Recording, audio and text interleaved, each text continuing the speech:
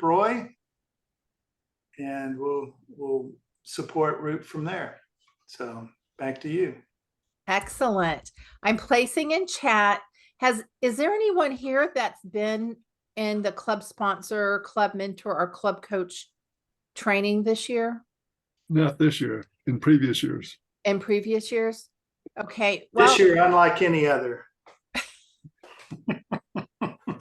here is the club sponsor. And is that the sponsor? And then here's the club mentor. And then David, it's not too late to sign up for club coach. It can carry over into next year as well. And finally, what David had shared is the incentives. There's only one left, but it's not too late for the Beat the Clock.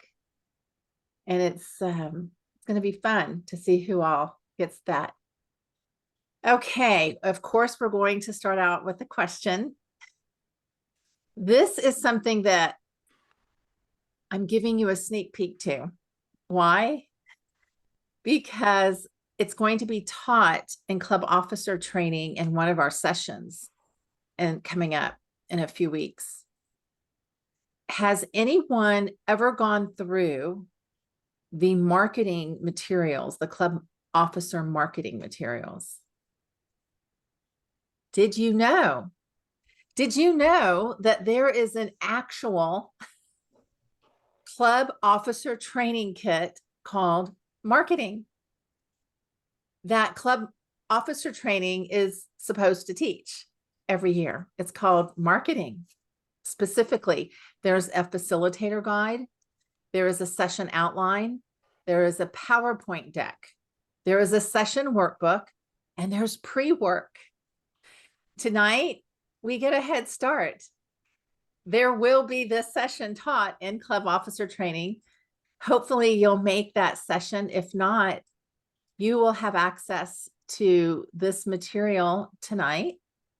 We'll also go over it.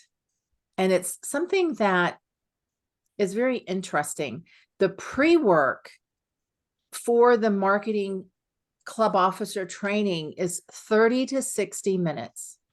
And what it does is it asks you to review member goals.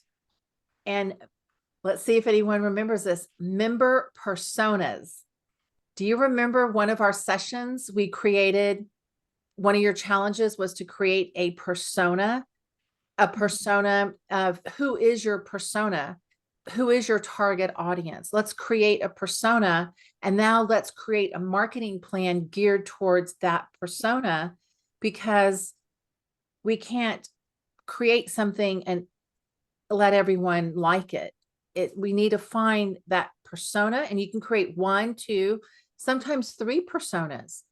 But we did talk about how to create those personas.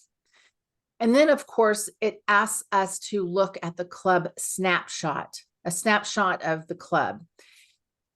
And guess what else? Number 4 is something else we've done in Marketing Mondays. It's asked to do an online media audit. And we've done a few audits. We've done audits on our websites, on our social media. Were you here for those social media audits? It was very enlightening, where I pulled up some of the club's websites and we looked at 2 side by side and we showed the difference. Some of them had a lot of text. One had some photos. One had a video, I remember. And it really makes you look at your online media audit and to actually do it. Now, in this marketing club officer training, the pre-work is a fillable PDF. And again, it takes 30 minutes to an hour. And here's a question. I'm just curious. And let's see, I would love to hear what you have to say. Can someone, or would someone like to answer this question? How does a new member, one who has been a member for 6 months or less, benefit from being in your club? Now, this is a thought-provoking question, isn't it? How does a new member, one who has been a member for 6 months or less, benefit from being in your club? Would someone like to answer that? I'll take a stab at it. I think that what first happens is, even if they're an experienced professional, they come into a Toastmaster club not knowing what to expect.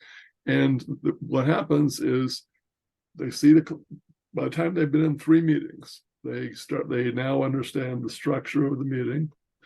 And by that time, hopefully, they've done their icebreaker within the first 3 meetings, so that they have that behind them. It's like taking the first step in a path. You can't finish till after you start. And so I think that those are some of the things that the benefit comes from growing confidence, because they've done their icebreaker. They now understand the structure of a meeting, hopefully, and they have encountered some friendly people who will talk to them and offer them guidance. That's my input. Okay, anyone else? How does a new member, one who's been a member for 6 months or less, benefit from being in your club? Anyone else? I'll give it a try. I have one. I try to find a way to get them an easy early win. As Harold mentioned, getting an icebreaker complete is definitely one. So being able to maybe get them assigned with a mentor to help them on that project or give them some ideas is one way. But then the other way is actually getting them on the program for it, because a lot of clubs, there's a line for speakers. So if they want to get their icebreaker in their first 3 meetings, then, we want to maybe try to save up one spot for someone to do an icebreaker. That could be an advice. Another thing to do would be to try to get them involved in a meeting, while it might be that they're brand new and they may not feel comfortable taking on a higher level role, such as an evaluator or a timer or R counter. They might be comfortable doing something that still has input in the meeting, but is not as engaged throughout. For example, it might be that they give an inspiration at the beginning of the meeting or the end of the meeting, or be a joke master, or even a listener by answering 3 questions or asking the audience 3 questions at the end of the meeting. I think those are all great ways to kind of rope in someone who might be not as outgoing at first, to get them out of their shells and more embraced in Toastmasters. Excellent. Z? There's so much information. It can be very overwhelming, and we need to time it. I believe that giving the new member an orientation to how Toastmasters work at a macro level, and then narrowing it down to the club level, would be beneficial, as well as having a mentor that can guide them through the different steps.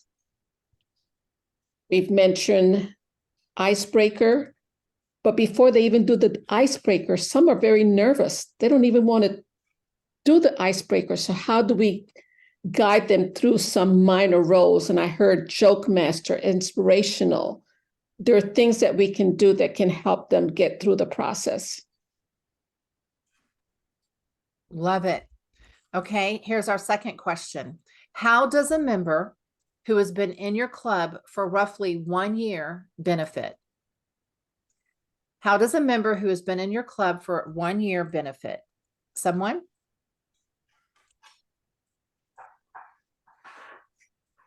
Jude? Okay. Okay, well, I know within my first year, it was very beneficial. Just having watching experienced speakers, we had some when I first joined, frankly speaking, we had a room full of people who were very experienced and enjoyed talking in front of people.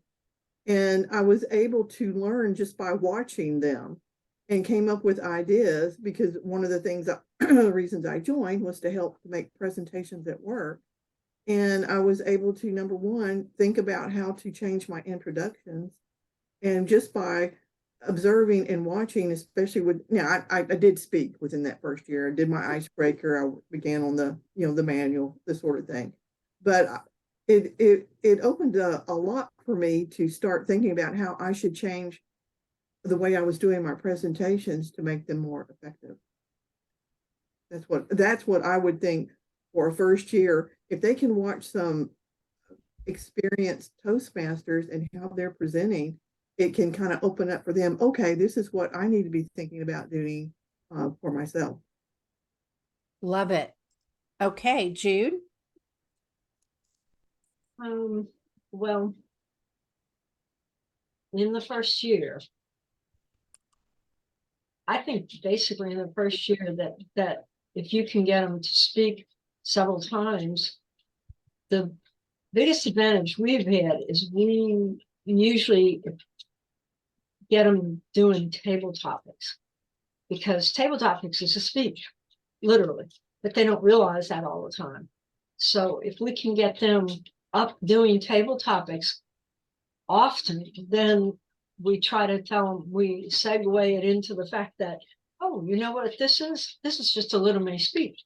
You're supposed to say a beginning, a middle, and an end, and you've been doing that really well. And if they've done well, we tend to encourage our new members by saying, great, and we give them the table topic ribbon for the night.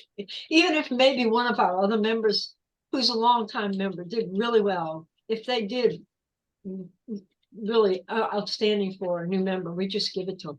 And I think that kind of leads them into more speaking. But in a year, generally, we've got them pretty well understanding that they can do that. But you're right, the first speech is so hard for them to get up and do, and you try to convince them how easy it is, because you're just talking about yourself. You don't even need any notes. I mean, after all, don't you know when you were born, where you were born, who were your parents? And those are the kind of things we really want to know about you. You know, we really don't know anything except that you came tabletop to Toastmasters to become a better speaker. And we'd like to know where you've been, where did you live, how did you grow up? So when we tell them that probably helps them. Some people jump right in, some people not so much, but within a year, I think we've probably got them convinced to do at least second or third speech in pathways, basically because we've encouraged them in every table topic session to answer, no matter what. Excellent. Okay. Thank you for sharing. Where do most of your members live and work geographically? Would someone like to answer this? Where do most of your members live and work geographically? Near your club or outside of your geographic? Near our club. Near. Near? Yeah, just one or two that have to drive over from like Humble. Most of ours are near our club. In fact, that's our core group, because after COVID, we just lost a bunch of people, and we're still struggling to get back up to, we're at 12, but 2 of them, one lives in Waller and one lives over in Katy now. So it's a little far away from the northwest side of town. So we're still kind of struggling, but 5 of us live within, I'd say, 3 miles of the club. Oh, that's good. Okay. Yeah. Now, can someone tell us, how did members find your club? Let us know the most popular ways. Someone? This is National Website. Website? Mhm. TI. I think TI's website, because we seem to get more emails from them saying they've had an inquiry as opposed to just looking at our website. I'm not sure that they've looked at ours. I'm pretty sure it's TI. In fact, we had 2 just this past week, and we're clamoring, trying to encourage them to come to the meeting and join. So. Oh, that's good. Okay. Word of Okay. mouth. Word of mouth, Harold. Okay. Website, and who's in person, they just walk in the library. That's what I've found, that one of the things that we've done is reach out to these companies that are near where we're meeting, that have employees, just to make sure that they're aware that we're there and our services. And especially if we can touch base with like HR or somebody in executive management, we found that to be helpful. Excellent. Okay, and others are searches. Okay. Do your best to break down your membership into percentages by persona. Those who did do the persona work, do you feel what percentage that makes up your club of the persona that you had created? Would anyone like to give a stab at that? Like there's a certain persona, your target audience. Do your best to break down your membership into percentages of that persona. Anyone? Well, our persona is an entrepreneur, someone who has a flexible schedule. And I would say that 80% of our members are that persona, one that can come to a weekday meeting first thing in the morning. Wow. Okay. Because it really doesn't work for anyone who punches a clock from 9 to 5. Okay. Now it asks, why do you think the majority of your members joined your club? This is a very interesting question right now, because right now you almost have to divide it. Was it pre-COVID or post-COVID? So why do you think the majority of your members joined your club? Before COVID or now? Anytime. I would say now. It's asking, why do you think the majority of your members joined your club? I mean, we have new members and we have members before COVID. And in my home club, it's the same. It's the location because we meet in person in the Greenway Plaza area, but you might be different. So why do you think the majority of your members joined your club? Okay, David says fun and support in their ballot. I think location. You know, just like real estate. Yes. Okay. It's location and timing. Okay. It's close to the house, whether it's convenient for them to come after work because we meet at 7:15. And I think the final thrust that we try to do is, because we are, again, small, and we've always been small. We've never been over 23 or 24. Right now we're like 12.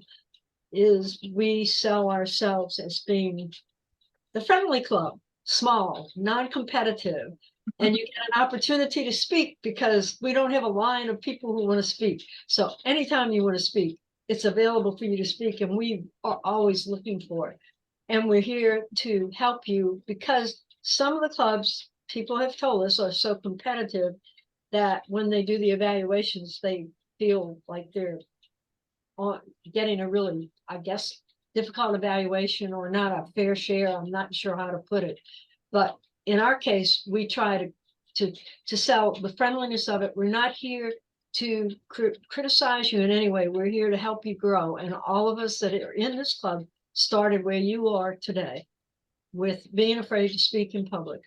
And all of the people that you think have improved or sound so good as speakers were once just like you. And we have 5 DTMs out of our 12 members. So that's somewhat of an accomplishment too. It absolutely is. Congratulations. Yeah. Thank you for sharing that. Now this is where we start turning the point here. Think about the features of your club. This could be if you have a mentor program, a convenient location for your meetings. Do you give out membership? Do you give out education awards? Do you have fun meetings? I already heard David in chat about that. Tell us, list out the features of your club. Would someone like to start? The features of your club. Well, so one of my clubs is tied to a professional organization, Project Management Institute. And actually, they get continuing education credits for attending each meeting with the Project Management Institute. And so that helps. Love it. Anyone else? Features of your club. Mentor program, Yeah, location. I'm sorry, before COVID, we did certain things. We would have the winners from the previous week would wear special medals and this sort of thing to be recognized. But once COVID hit, we cut all that out. And we used to give certificates at one time and we cut all that out. Now we just take a picture and put it on our Facebook page. Okay, nice. Anyone else? One of our members is very innovative with table topics. I always love when he picks it up for table topics. One of the things he's done in the past is like a mystery table topic, and everybody has a question. It'll be kind of like Clue, who did it? And you have to go through, each person answers something, and you're supposed to try to figure out which person it is in the club. We've done that several times and surprised a few people. Last week, we had put your money where your mouth is as the table topics. And he came in and brought poker chips. And we all had $20 worth of poker chips and 2 $5 ones. And each person had a very strange and unusual word, very strange words. And then we had to say what the word was and convince people that we really knew what it was. And then we bet on each other to see whether we were right or wrong, whether we told the right story, and we put the money in the pot. And then at the end, the person who won, he had brought a jar of mixed chocolates, Dove things and little caramel things. And that was what we gave out as the award. And it was really kind of funny because the words were really, I had one word that I figured out, and only because of the beginning of it. But it was funny to try to figure out whether people were telling the truth about the word. And some were so convincing. And it's part of table topics to be able to convince you that you know what you're talking about. And it was very clever to bring the chips. I thought up the theme just because I was Toastmaster, and he said, "Where did you get the theme from?" I go, "I don't know. It was 2 weeks ago because we had to skip a week in between." And I have no idea why it crossed my mind. Somebody must have said something that made me think of that. But he's very clever about the table topics. And so he came up with that. And it was really fun. We didn't have a speaker, and it took us a while to do it, but that was fun because we did 2 rounds. So we each had 2 words. So it was interesting. So that's kind of interesting when you have somebody who thinks of clever table topics and questions, and not just, "Oh, what's your favorite restaurant?" Oh, who cares? Jude, is there a name for this game? Oh, the one with the clues? Mhm. I would have to ask him and tell you all because I don't really know, but he's done it like 5 separate times. One of them, it was a person, one of the Toastmasters, and we picked out each of the clues or each of the table topic subjects had an initial. And so we had to figure it out. It happened to be a girl's name. It was Janice. And so we had all these clues. And the other time it was the gavel used as a hammer in committing the crime. So he's kind of done it like Clue. Who's the person? What was the crime? What was the weapon? Where did it happen?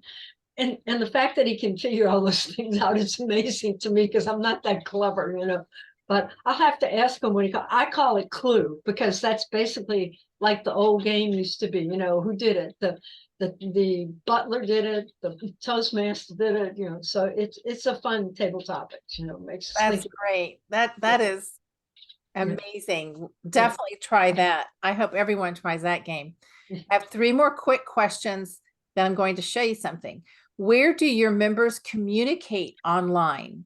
Is it social media? Is it WhatsApp? Is it email? Where do your members communicate online?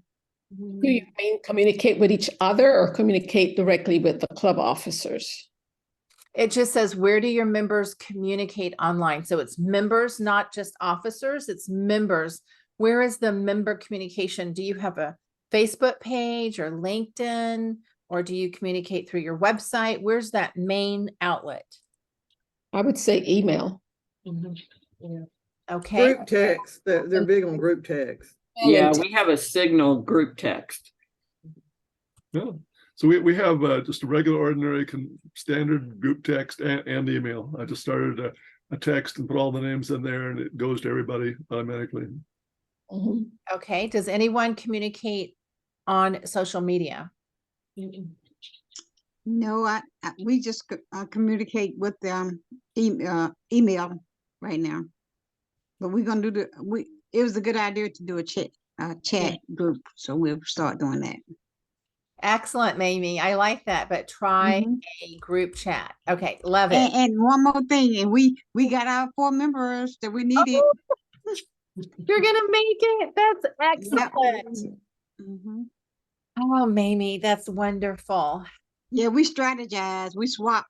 Somebody put me over there in Maywood, and somebody brought Maywood over to our club, and we brought people in from outside as well. So Excellent. Okay. Where are you currently marketing your club online? Someone? Where are you currently marketing your club online? District website, club website. One of my clubs is a member of the South Belt Ellington Chamber, and we market on that website as well. Facebook. Facebook, yep. Instagram. We've tried Nextdoor and LinkedIn. Mm.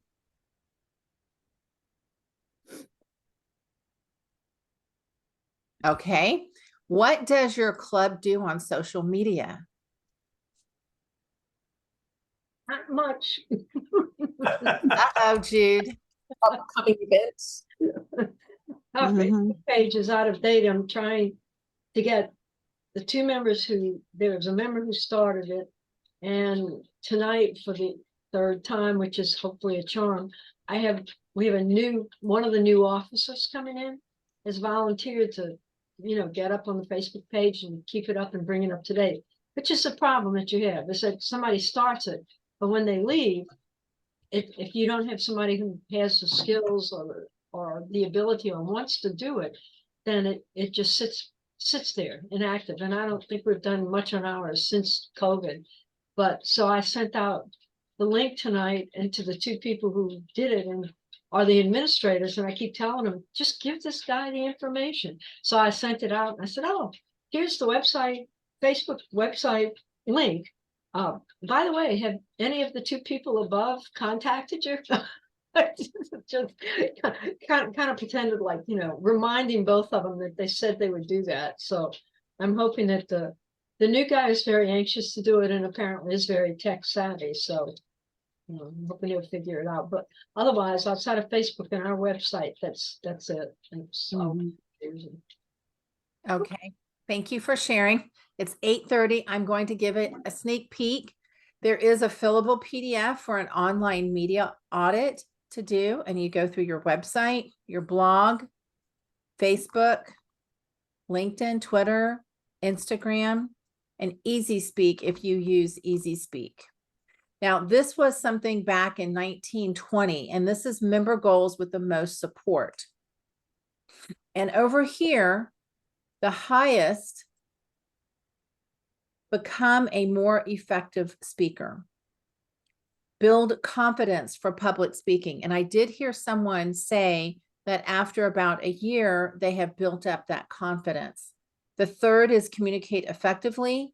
The 4th is network with interesting people, be a better presenter. And I remember, I believe Kay shared that she actually changed her presentation skills once she watched more like speakers that were there for longer periods, increase fluency, improve leadership skills, and develop motivation strategies. Now, reasons members believe their goal is important. The first one is highest is professional goals and self-improvement, all the way down confident social English fluency. And these are really great stats to know how members will know when they reach their goal. Now, this wasn't as stark And the first one is competence, feedback from members, better rapport with audience, and so forth. The very last one is completed a path. But it's really nice to see what these number 1, 2, and 3. Now, this was interesting. The primary goals: be a more effective speaker and build confidence for public speaking together comprise 60% of new members' primary goals. Only 1.09% of all member primary goals was to prepare to give a specific speech. Interesting, right? Mhm. Very interesting. I will place all of this information in our shared Google Drive. Now, these are all the conclusions. New members provided 10 primary goals listed in order of how often they are a new member's primary goal.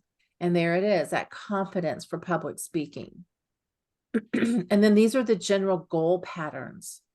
Network with others is most important, most often for a goal for young new members.